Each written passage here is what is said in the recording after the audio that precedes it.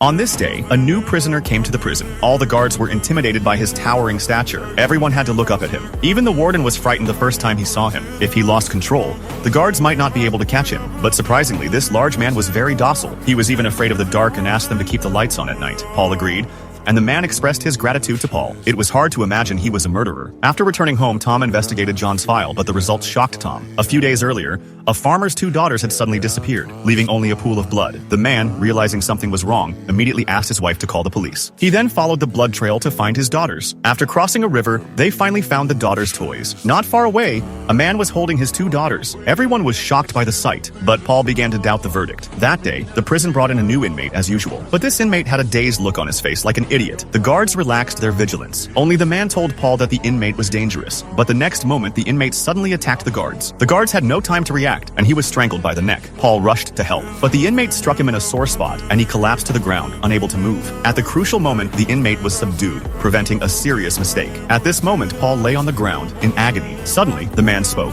Paul struggled to his feet and walked over to the man, but who could have imagined that the man grabbed Paul by the collar and, with his other hand, firmly grasped Paul's crotch. Instantly, Paul panicked, fearing the man would do something violent. Suddenly, all the lights came on, emitting a blinding light until it grew brighter and brighter, then exploded. The man finally released Paul, and he spat out a swarm of insects from his mouth. Watching this, Paul was incredulous. He was completely convinced the man had been wrongly accused. The illness that had plagued him for years was now completely cured by the man. After returning home, he was finally able to be intimate with his wife again after many years. The next day, Paul sought out a lawyer, hoping he would defend the man and prove his innocence. But the lawyer refused, as all the evidence pointed to the man as the murderer. Soon, the man was to be executed. To show his gratitude, Paul brought him some bread made by his wife. Before his execution, the man told Paul a secret. When Paul held the man's hand, he saw everything. In reality, the man was not the murderer. The real killer was the new inmate. When the man found the sisters, it was too late. He just kept apologizing to the girl's father for not being able to save the 2 girls. Paul was very upset when he knew the truth. He decided to let the man go secretly because this kind man should not suffer so much. But the man refused. He told Paul he was tired,